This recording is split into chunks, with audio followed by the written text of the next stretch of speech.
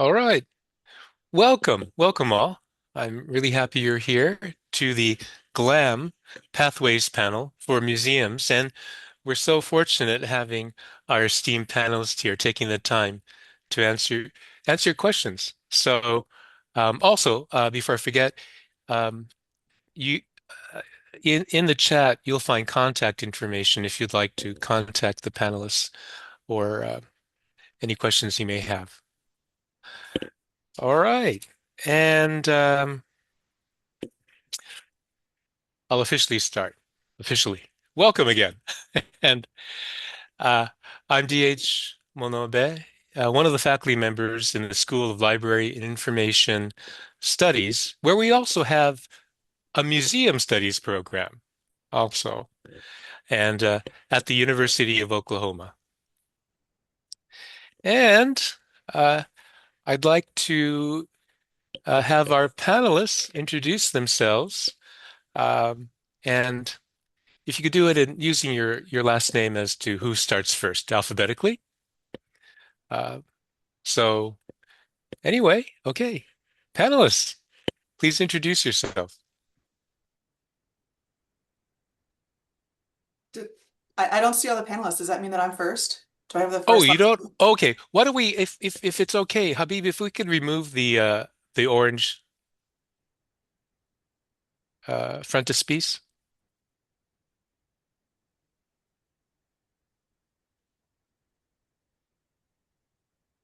Thank you.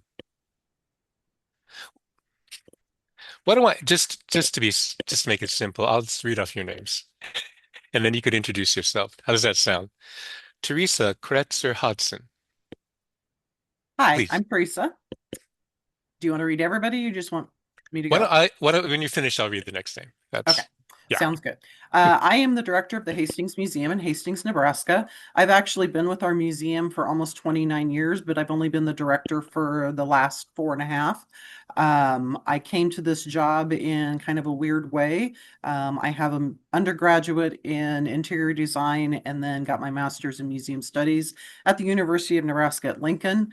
And landed here as the curator of collections and exhibits, and my job has morphed many, many, many times until becoming the director here, like I said, about four and a half years ago. Right. Thank you. Welcome. Lauren Hunley. Well, hello. Hi. I actually have over 20 years of museum experience, largely in small museum work.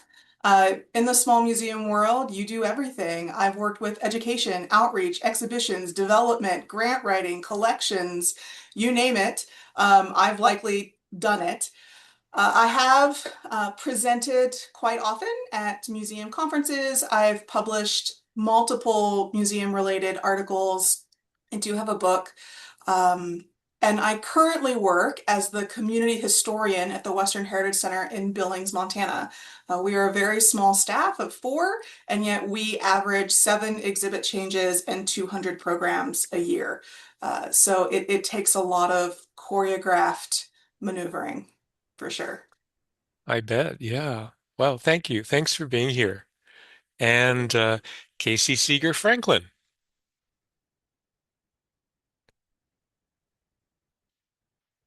Uh, maybe you're muted. Okay. We'll move Two. on. Okay. I think I got it. All right. Can you guys hear me? I I can. Perfect. Well, my name is Casey Sigger Franklin. I am at the Great Plains Art Museum at the University of Nebraska, Lincoln. I've been there for 8 years, been in the museum realm for almost 20 years now, starting in 2008 when I was in undergrad. And I have worked my way through from gallery attendance all the way up to collections manager now for the University Art Museum. And I've mostly worked at university museums in the collections management role and have worked a lot with grant writing and grant funding for collections projects. Right.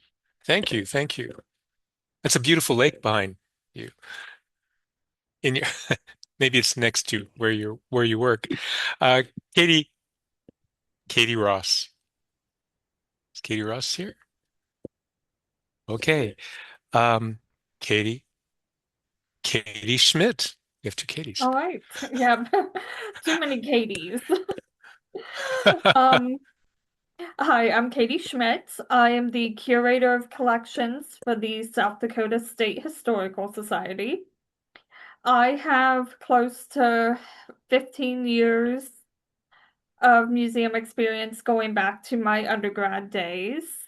I started My very first museum job was as an intern at a house museum, and I got bit by the museum bug there Hmm. and decided to pursue a career in museums. And I've worked from being a tour guide to an intern to collections. And here at the Historical Society, while the Historical Society is fairly large, the museum side only has 5 staff.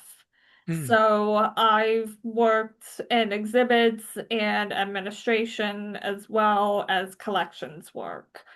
So in the museum world, you'll hear the phrase wear many hats a Hmm. lot. And I think we've all worn many hats. So. Yeah, I bet. I know that also happens in the library world too. Your small library. You're wearing many hats in the library itself. So, okay, all right.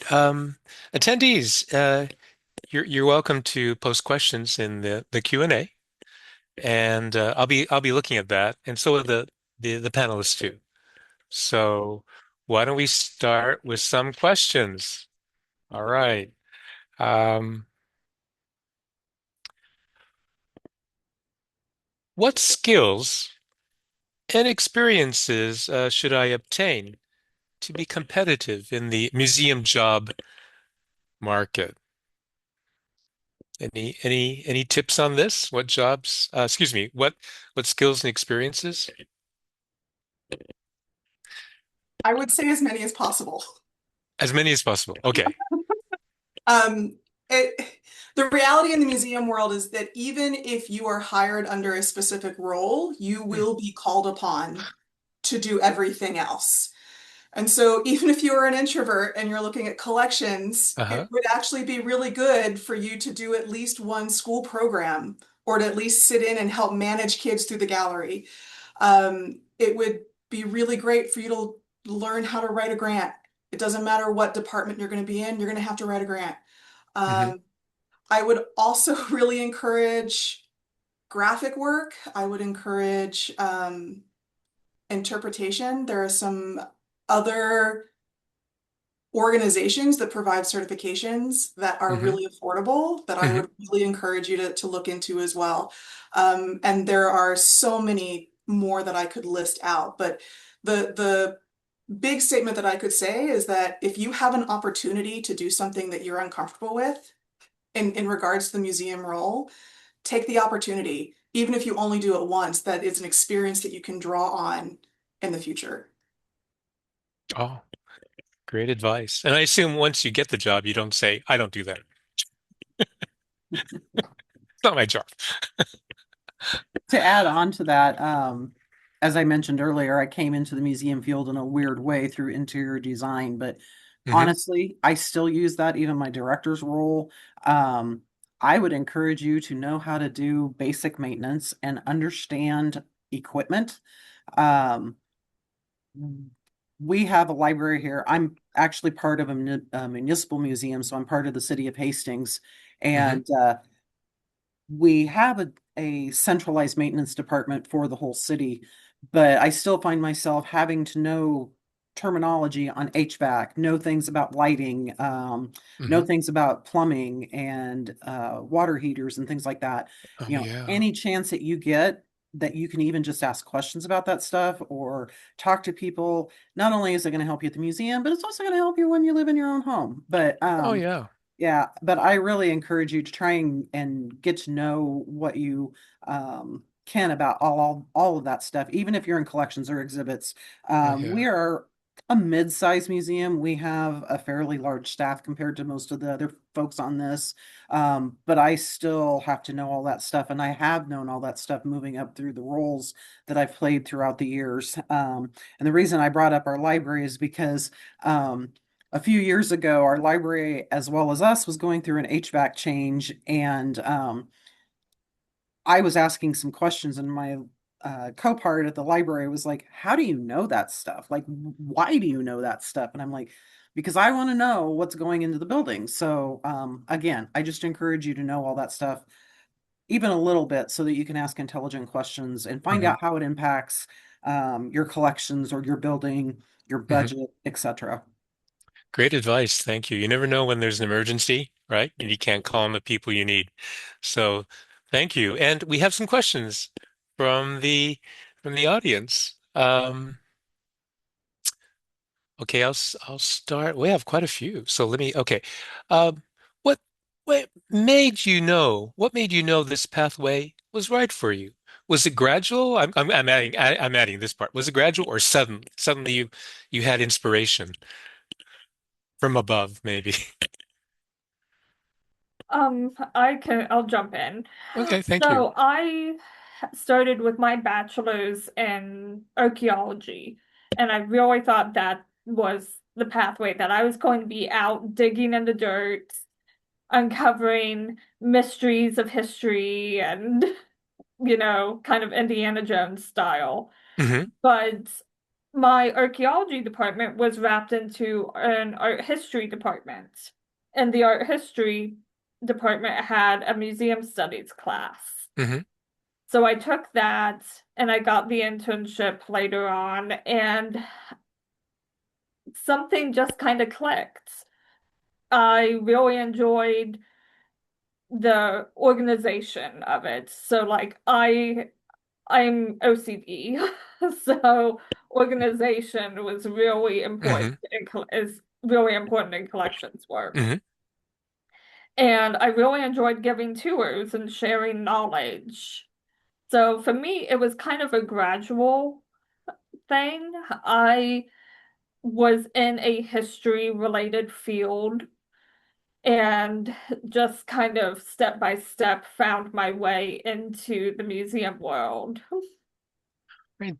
Thank you for sharing your path. Thank you. Yeah. Great. And we're having more questions. Looks like one of the panelists is answering a question, but let me let's see. Um, hmm. What are the best entry-level museum positions to look for after graduating? I think Casey and I That's just a made good the one. exact same Yeah, face. yeah. Yeah.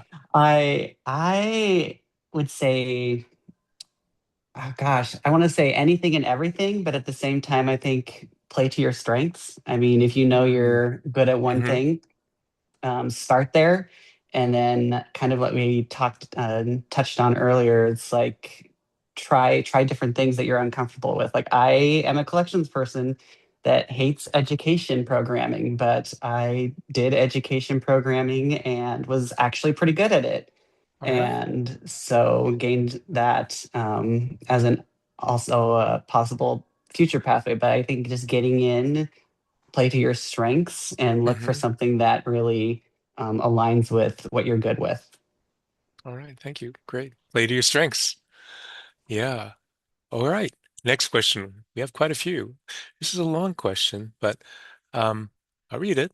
My undergrad is in art history and museum studies, but I am pursuing a library information science graduate degree, and I am still very interested in working in museums as an undergrad. Oh, I'm very interested in working in museums. In the parentheses, as an undergrad, I worked at Smith College Museums Works on paper and loved it.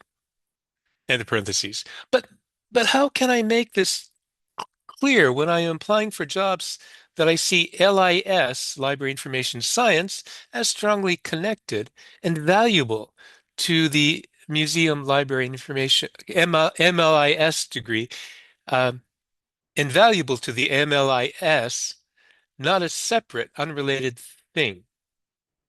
In other words, she's getting it sounds like an MLS or MLIS museum, excuse me, Masters of Library Information Science degree or a Masters of Library Science degree, and she wants to show them that there is a connection, that it could be such a degree can be helpful in a museum uh, environment and place. Um, Personally, I do know people with an MLIS, Master of Library Information Science degree, working in a museum. So, but anyway, your thoughts, panelists. So this kind of plays into something I was talking with my director about this morning. Hmm. He and he was talking about some of the advice he gives to students is to find some two things that you're passionate about and find where they intersect. And Yes. that kind of sounds like this situation. And I think libraries and museums are very connected. To me, Hmm. it sounds like you like collections work. Hmm. Um, there's a lot, like I said, a lot of organization, a Yes. lot of finding aids and Hmm. that kind of work in museums, s- museum collections specifically. So, Yeah, yeah, I certainly agree with you because I know I teach collection development, and I can see from what I do know of museums that there would be overlap in terming outreach to community, connection to the community, mm, right?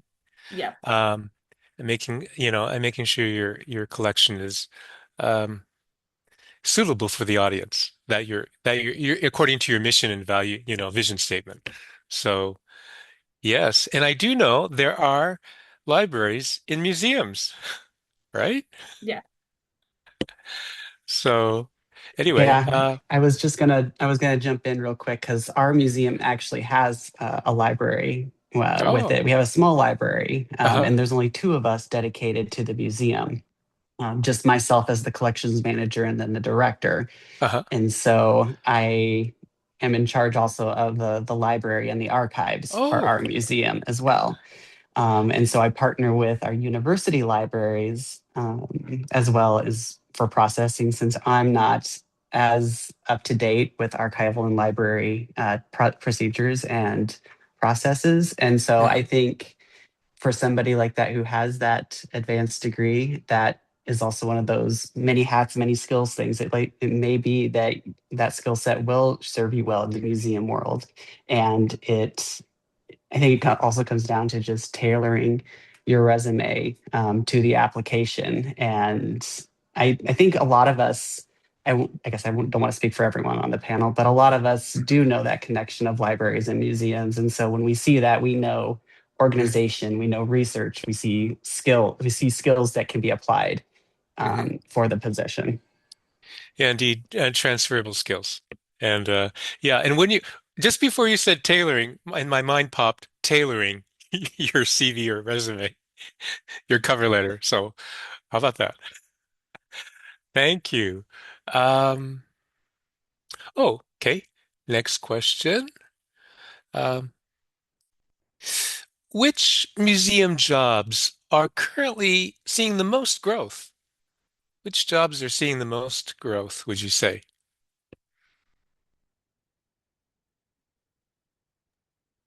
That's a really, really hard question.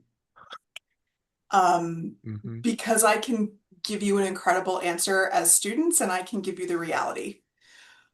Uh, the The reality is that over the last 20 years, the resources available to museums has drastically decreased, Hmm. especially in the last 3 years. Don't Hmm. shoot the messenger. And because of that, we've talked about having a variety of skills. This is a essential component. Um, it's estimated that a third of the museums that closed during COVID never reopened because of Oh. lack of resources. we see the museum field has one of the highest levels of burnout among their staff. Oh, Especially for people who don't know how to manage time, projects, commitments, and passion. And it is a field that is incredibly well known for not paying a lot. So when you're asking about job roles with museum growth, maybe directors. And that's only because the museum hasn't had the resources to hire support staff, and therefore the director is doing everything. And there are the majority of museums across the country, and it's always been this way. The majority of museums across the country are small institutions who have three staff or less. Many of those institutions have one, and they depend on volunteers. And so that I don't want that to be a terrifying process for you to contemplate with your upcoming graduations. But what I hope that it is an encouragement for you to, is this what I want to do? Because the passion that we have to have for our jobs is what carries us through. Um, if this is what I want to do, if this is what I'm passionate about, if I love telling stories and I love digging into hidden histories, and I want to make sure that people are able to connect with the incredible pieces of, us, um, then you need to step into whatever role you're going to feel happiest in. And sometimes that means that you have to apply for a role that, yeah, but it can get you in the door. It can get you in the facility. I mean, I think all of us started somewhere else. Like in the museum world, we started with another job and we were able to work our way into where we are now. And it takes patience, which is something else that I would really, really encourage you guys is to develop and understand that that you're playing chess. You are running a marathon. This is not, I'm going to graduate and step into the job that my high school counselor promised me. It's going to take a lot of time and commitment, but in my opinion, it is absolutely worth it for the stories that we get to tell. And I don't know if I feel like I bogarted that answer a little bit. I mean, I don't know if the other panelists have anything to add. I was going to add, yes, I agree with everything that you were saying, Lauren. And I always tell this little story because some of this isn't new. Yes, we've struggled harder since COVID, but when I applied for grad school in a long time ago, which I can't even remember what year it was, but it was a long time ago, the chair of the department actually sat me down, and the first two questions he asked me was, do you want to have a job and do you want to make money? And I was like, well, yeah, I'd like to have a job. And yes, I'd like to at least, be able to eat. And he said the realities were it was hard to get into a museum job and that it isn't going to pay well. And even today, that still holds true. Maybe a little more even on the financial side of it being pinched because of just the economics of the COVID and everything else. We are facing a lot of pressure on what stories we tell, some of us more than others. So if you're in a government institution like we are, we're a little buffered, but things that are happening with the Smithsonian are going to come down, and that impacts your mental health as well. So, not everything is butterflies and roses, but like Lauren said, it is a passion. And if you persevere, and this isn't my first job, it just happens to be the job that I've had forever. I had a lot of volunteer positions before I actually ended up getting a paid gig. And then my paid gig was just a contract job. And so it had a very limited time. And then I went back to volunteer work again. And then I had to go find a different job that had actually paid the rent until I could land finally here. But if you're determined and you want to stay in the field, just know that it's getting in is the hardest part. I think once you're in, you have a lot easier time getting around. People start realizing, and then networking. I know this was one of the prompt questions earlier, but like networking with our regional and state organizations, starting out with your state, getting into the regional, like Mountain Plains Museum Association, or even finding out what other states do. Oklahoma has a great organization for their state.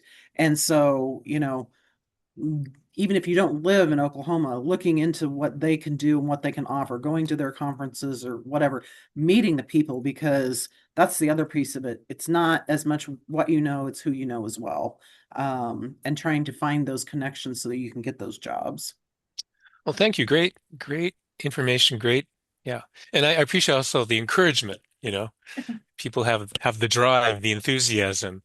And yeah, and I have heard about the organization here, the Oklahoma Museum Association. Um, oh, next question. Okay. I think you said contact info would be in the chat. I personally can't see it. Can everyone else see it? Um, uh, before the this GLAM session panel started, I did request the panelists if they would like, if they're able to share their contact information, but maybe they haven't had time yet to place that in chat. It So, it looks like Becca moved our information over, so everybody should be able to see it at this point. oh, okay. And Thank you. Thank you. Dale, I just had one quick question. Did you want Habib to run the polls that we had for asking students what questions they'd like? Sure. I mean, Okay.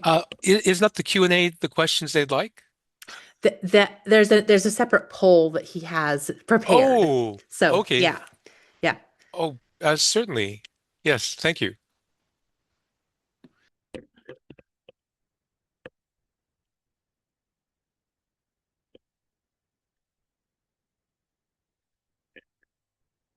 All right.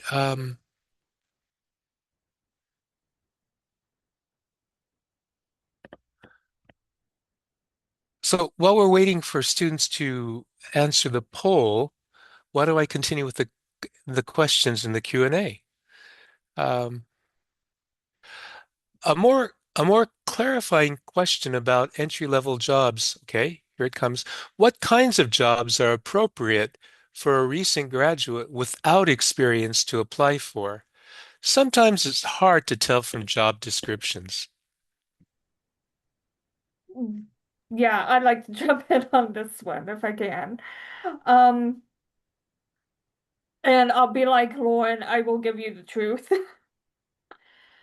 You Okay. should not be graduating without experience. You need to be, while you are in school over the summer, you need to be volunteering in a museum or getting a summer internship. Um, or if your campus has a museum, go there. Museums will swallow up volunteers like crazy. And especially if you're a student and you tell them what you want to do, you know, I always like to bring in students and help them as much as I can. You might find some curators who are a little more reserved, but the worst thing they can say is no.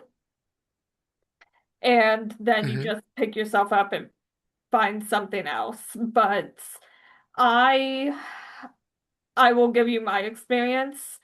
I out of undergrad, I'd volunteered in one museum and had an internship in another, and I was unemployed for 9 months looking for a museum job until I finally got a museum job as an interpreter, which is a fancy word for a tour guide. Okay. And I was applying for the wrong jobs. I was applying for those curator jobs for a collections manager job. I didn't have the skills for those jobs. So really getting my foot in the door as an interpreter and seeing what the behind the scenes of a museum is like was really influential. And Th- I think Teresa said it, no, your contacts are very important. Your network is very important. So, Thank you. And I would say also if you're pursuing a Master's of Library Information Science, getting experience, volunteering, or if you work there already. Yeah, it's really important, and also getting your foot in the door that way too. So it looks like here's the poll. Um, let's see. Here it is. Are you currently employed in a GLAM government library, archive, or museum career? And then yes, 39%, and no, 61%. Uh, and then are you most interested in public libraries, archives, academic libraries, museums, special libraries? And it's no surprise to you, everyone, that 32% are interested, most interested in museums, and then 32% are interested in archives. And then after that, it jumps to academic libraries at 20%, public libraries at 11, and special libraries at 5%. So thank you. Interesting information. Um, all right. And then let's move on to more questions. Can we please redirect about what jobs are seeing current growth? Are there any? Um, I I, think this was pretty well, am I wrong? Answered?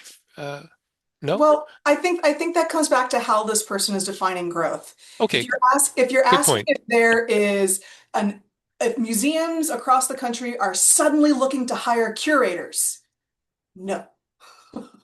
The curator role is actually on its way. It's becoming less and less. If you're asking about a stabilization within the field, kind of. We are seeing a large number of museum professionals retiring or frankly burning out and moving on, and that opens new roles. So the jobs are available in the museum field. Like that, take that as an encouragement, guys. The jobs are there.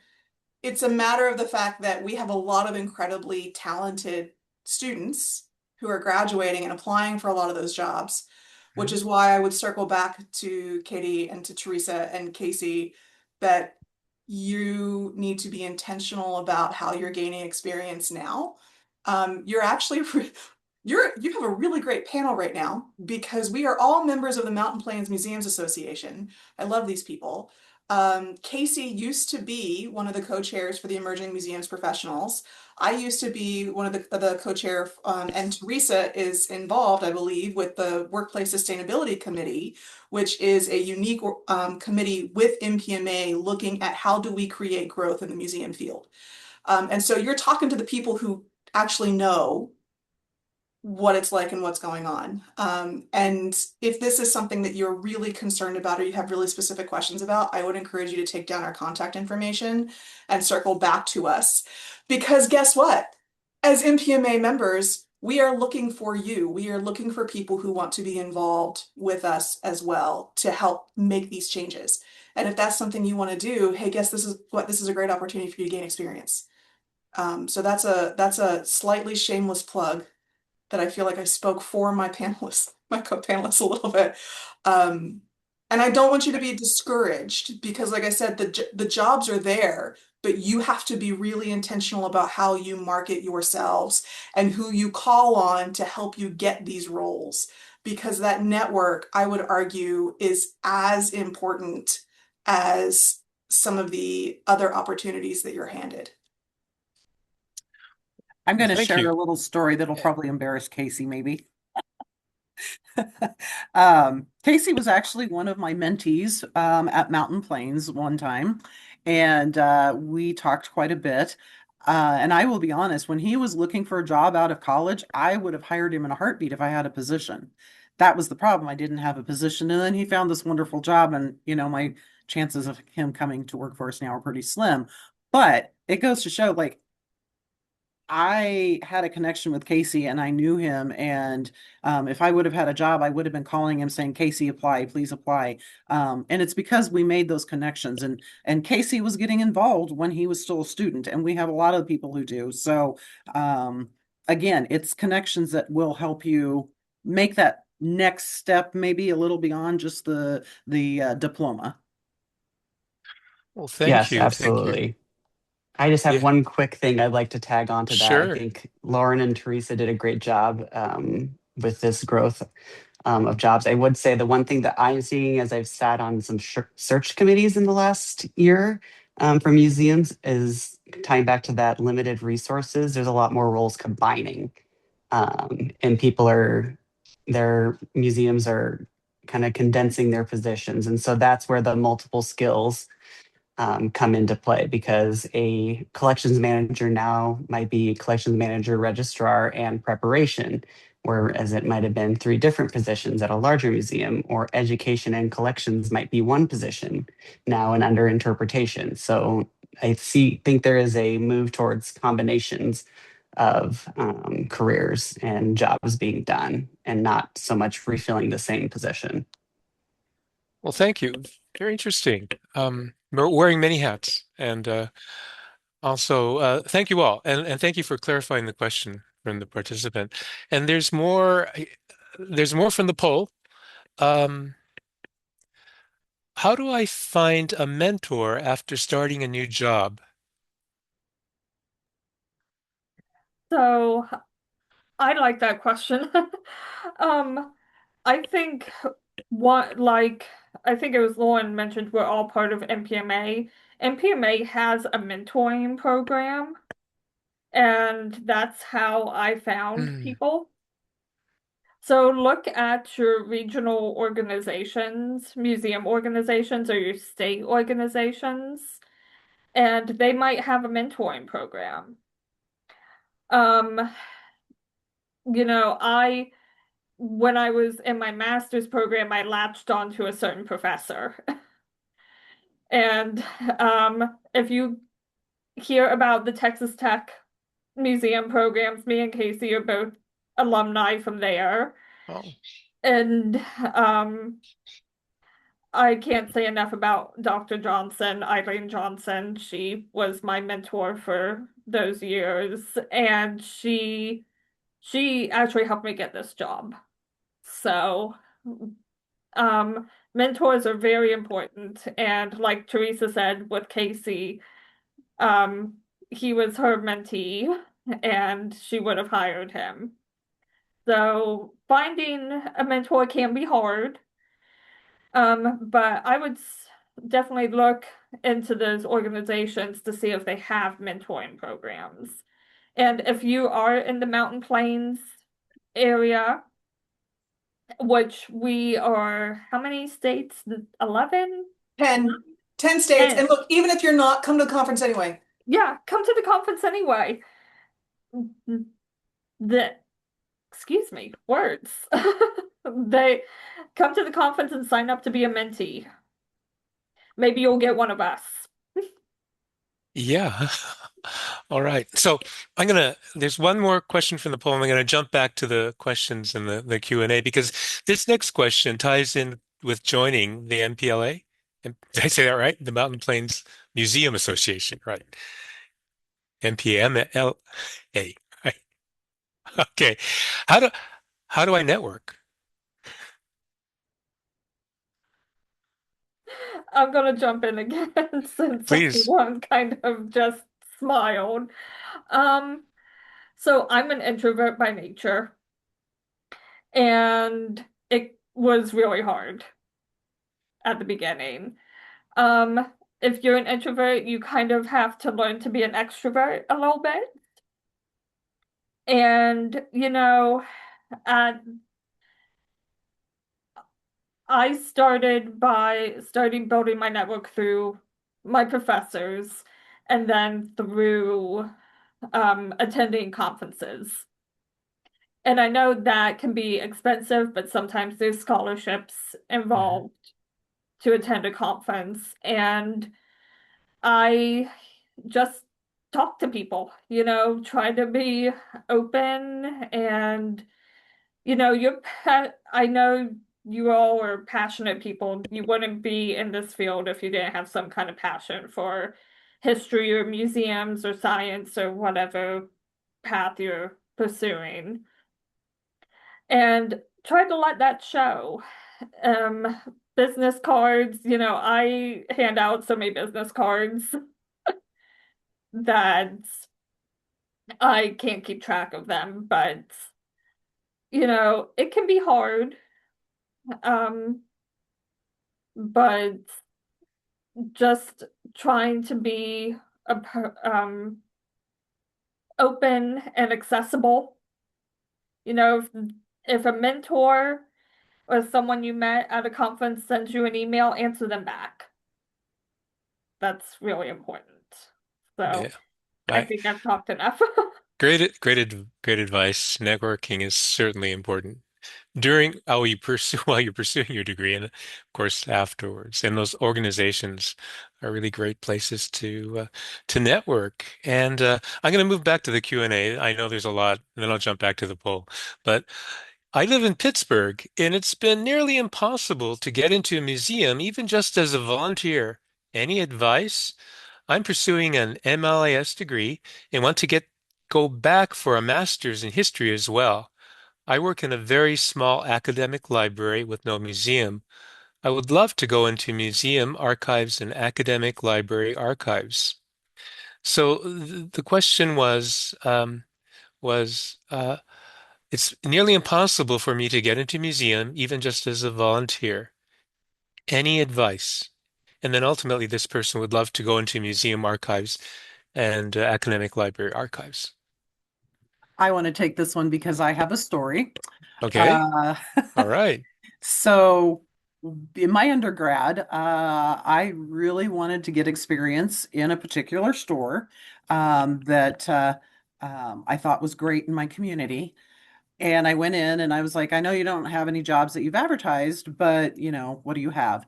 I kept bugging this manager until I think when he had an opening, he finally said, "Oh my God, I'm going to hire you. So you quit coming in."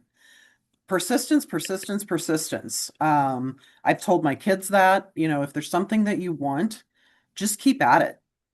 Keep going to those museums and saying, "I'm here. I want to help." Um, Maybe offer them some ideas of things that you can do for them, or talk to them about what their projects are, and then figure out how you fit into those projects so that you can make yourself important to them and that they would want to. But I really think persistence is part of that. Whether it's getting an internship, a job, or whatever, if you really want it, just keep going for it. But if I can add to that, Of course. if you're having trouble getting in as a volunteer, I'm going to make an assumption, and you're doing, you assume things. It's likely with larger institutions. If you focus in on smaller institutions who are already understaffed and overworked, they are going to be more willing to take on an extra set of hands. Pittsburgh is a great place. You've got some incredible museums up there, and a lot of them are larger, but there are some smaller institutions, especially around in your suburbs. And one of the realities in the museum field is that you got to be willing to go. You got to be willing to travel. Truthfully, I think Casey's the only one I know that got a job in the same town that he was already living in. I think everybody else had to leave and go somewhere else to get their job, and that's something you have to be willing to do. When we're talking about job availability, we've all been in the field a long time, and things change, and I get that.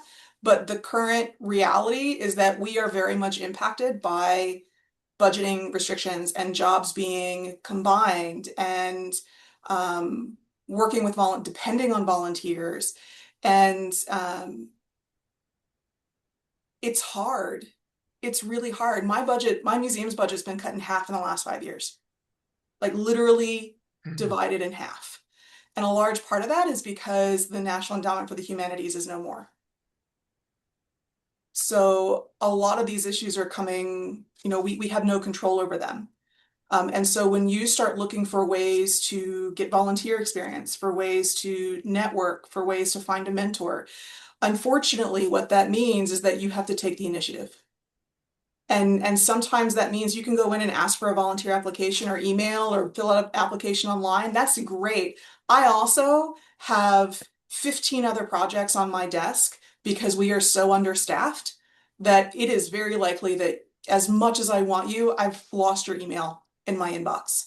Please remind me. Circle back around. And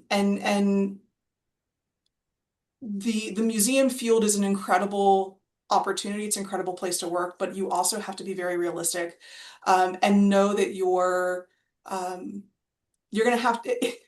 In many ways, it's kind of like the Olympics. You're going to work for 15 years for, you know, 200 applications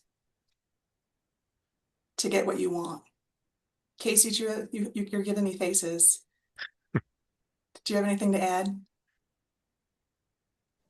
No, I think that's like, it pretty much hits the nail on the head for that one. I mean, like I have been great. It's been great enough for me that I've worked up and down the mountain plains. But yeah, you have to have that ability to go places, go seek them out. And I was gonna say the exact same thing that Lauren was saying. Like and Teresa, be persistent. Look at the smaller institutions, and even like go to events, make yourself known. It's where you also build on that part that Katie was talking about, where if you're an introvert, you have to force yourself to be an extrovert in some of these situations and meet people, make yourself known to them. Thank you. Great replies. And I know you're all encouraging them, right? Still, despite all everything. Here's another question. It's a long question. Um, Lauren and Teresa have spoken to the shrinking nature of the field, especially due to external funding, but presented doubling down on interest, being willing to take poor conditions, choosing to accept being in a high burnout field as a solution to that. I'm sure we all feel sufficiently warned. Do you have any practical insight as to the state of the field? On some level, these issues are external, but it is not also up to management or parent organizations to provide a healthy work.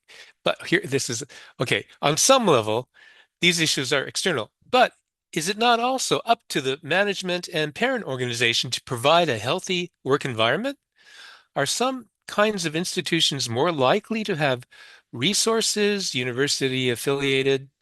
Uh, as an example, in general, is there advice for entering the field beside poor pay, but you can stay if you're passionate? Your personal past seem a little far back to be directly applicable. Can you speak to backgrounds of your recent hires? It's a long question, many questions. Would you like me to repeat that or repeat parts of it? I think I get the gist of it, Okay. but I so I think some of what we're saying can sound a little Debbie Downer, but in my experience, this is a very rewarding field. And so one of the questions was um, if it's up to the organization to provide management or a healthy work environment. Yes. Don't let because don't let your passion pinhole you into a job that doesn't work.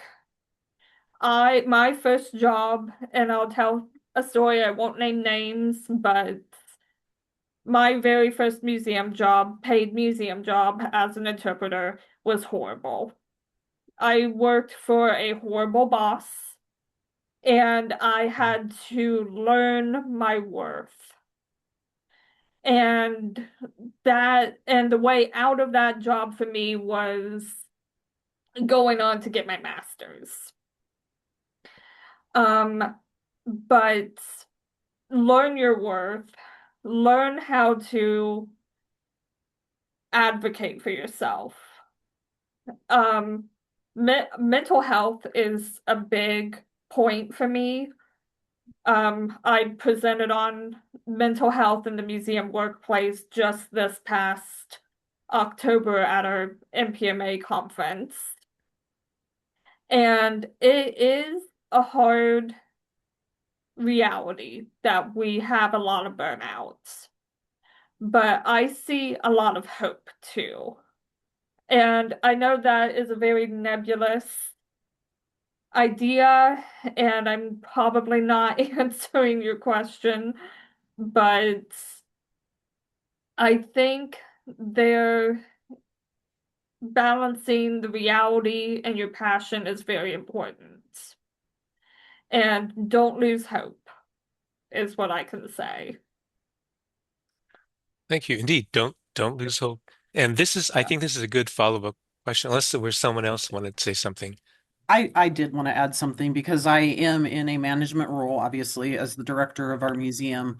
Um, the question about is it our responsibility to make sure that our employees don't burn out? It is. And I am actually very concerned about that because having been here so long and having faced the workload that we've had, there was a point in time I was very burned out. But I believed in what the museum was doing and I believed in our collection and our stories that I didn't give up. And so I'm very aware of that. I have a person who is very dedicated to the job, who wants to do all these great things and overloads her plate. And I often have to say, can you really do all that by yourself? So yes, it is on management to work with staff and make sure that you're not burning out. But again, some of us wear too many hats, or some of us get pigeonholed into one specific job. That's another thing to think about because, you go to a larger institution, you may have a little more specific of a job. You don't get the diversity. In my museum, we wear a lot of hats, like somebody else mentioned earlier. We do get diversity in our job. The director, I can be working at guest services one day, I can be helping in an exhibit, I can be doing a school program, or I can be cleaning the toilets. And so, you know, I have that luxury because of the size of my institution to have that diversity, but that's also something that adds to that burnout level. And so yes, bosses make a difference. You can have a horrible boss and you can burn out a whole lot faster and not be valued. That is one thing I personally try and work not to do to my staff. I want them to be valued. I want them to have a life and not be overworked and working outside of the museum late at night or whatever. As far as like the field as a whole, I don't know where it's going. I'll be honest. I'm worried about the field. I don't think museums are going to go away, but the external pressures that we have financially, we are a city museum and my budget hasn't been cut, but my budget doesn't grow, but the expenses do. And so even though I'm not cutting my budget, I still have to figure out where that money's coming, and we have to make our value to the community. So if we're not valuable to our community, they're not coming in and supporting us through our programs, they're not coming to our events, they're not buying memberships, etc. Um, that's the other part is we all want our museum to succeed, so we're willing to do the hard work to make it succeed so that we are valuable to our communities. It's a very catch-22 situation, really. Mhm. And yes, there is concerns in the museum field. Not gonna lie, I saw our attendance numbers from this last year and went, crap, what do we need to do? And part of that is because of the external pressures on the people that would come, not just the museum, but they're worried about their income, or they have kids in sports now that they can't come all the time. There's a lot of other external factors affecting them as well. So it's, yeah, again, we don't want to be Debbie Downers, but I think if you are asking us realistically, we are telling you realistically what we see job wise. And I think the last part of that question was about people that we've recently hired. I've had new positions in the last year, or not new positions, but positions that I hired in the last year. Every one of them, I really targeted somebody who could fill all the things that I needed to do. One of them is a background in sales. They're visitor services. One of them is our marketing person who came with no idea what a museum was. And she's learning on the fly, but she can do the marketing stuff. So, um, my last museum hire, um, probably comes to me with 20 years experience. So, but she's also in a higher level position too. Um, I just try and find the right people. And again, that's where you get the networking makes it important because that's when you can let people know that you are the right person. Sorry, that's a lot of words, but I was trying to answer all those questions. Thank you so much. Indeed, networking. Yes. If I And I if I think could, this is a good follow-up. I'm I'm sorry, if I sorry. could just add one little piece of encouragement. Um, if you are discouraged right now, we know that things need to change. You can change it. Like we know that we're leaning on the new professionals coming in to help change the culture of the museum field. Those of us on the panel are some of the loudest in the region about these very issues, which is why we're so informed about it and why we're so willing to talk about it. Mhm. And we want new graduates to join us in making these changes. And so I would encourage you in that aspect as well. Please don't be discouraged. You need to have a hard conversation with yourself. Is this what I truly want to do? Is understanding the transparency of what I'm going to have to do to be successful. Is this what I want to do? I hope so, but you have to answer that question for yourself. And if it is, we are ready to welcome you beside us to make change. Thank That's you. the Great. challenge. Yeah. Great advice. Realistic advice for them. And yet I know there's encouragement uh, in your words too. I think this is a good follow-up question. What has been the most rewarding or satisfying aspect of your work so far? Could you provide specific examples? What has been great for you? I'll start. Okay. Like Lauren said, we're loud, we're not afraid to share.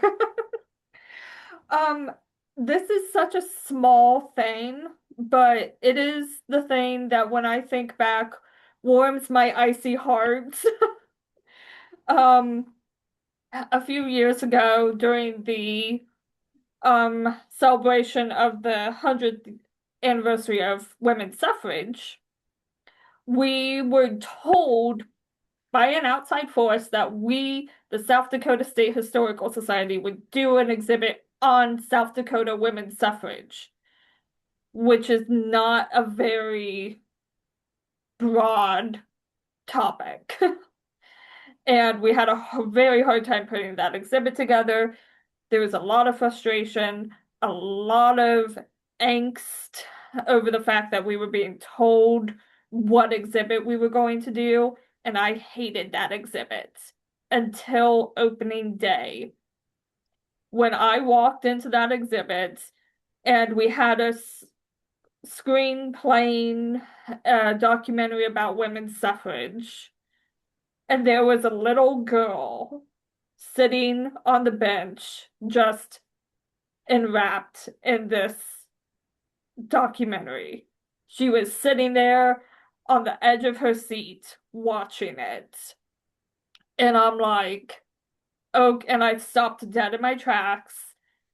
And I thought, okay, this is why I do this. This is why I work in a museum to teach that little girl what all of those warrior women fought to obtain and what we often take for granted. So that was in the day times when it's a little tough, I think about that little girl watching that documentary. Well, So thank you. Thank you. Great encouragement. Thank you for sharing that wonderful experience you had. And we're at the end of our time. Time flies so quickly, doesn't it? And I apologize that we couldn't get to all your questions, but you could always go back and take a look at chat and thank you, panelists. And you could email your questions to the panel. So with that, just very quickly, just one or maybe 2 or 3 words. What what do you have any last words of advice for the group? Just a few words, and kind of like a lightning round. Do you have any? You've been introduced to 4 potential mentors. Use them. Yes. Yep. I would also say persistence is key to this career field. Thank you. Anything else? Passion is, if you have the passion, you can do it. Yeah, indeed. Indeed. All right. And I Mhm. would just say, don't be afraid. So true. Yeah. Great advice. Thank you all, panelists. Give you a round of applause here. Thank you all for your time. We really appreciate it. And thank you, attendees, for your questions. I apologize that we couldn't follow up with all of them. But then again, you could always follow up, right? Later on. So anyway, take care, and hopefully we'll have another GLAM. I think we will next year, GLAM Festival next year. So, and if we do, I think we will. We'll see you then. There are Bye-bye. also several other panels, so don't forget to go to the other panels as well. I popped the information about the other ones in the chat, and the recordings will be on that same page as well. Thank you. Thank you, Becca. Appreciate that. All right. Well, until later, take care.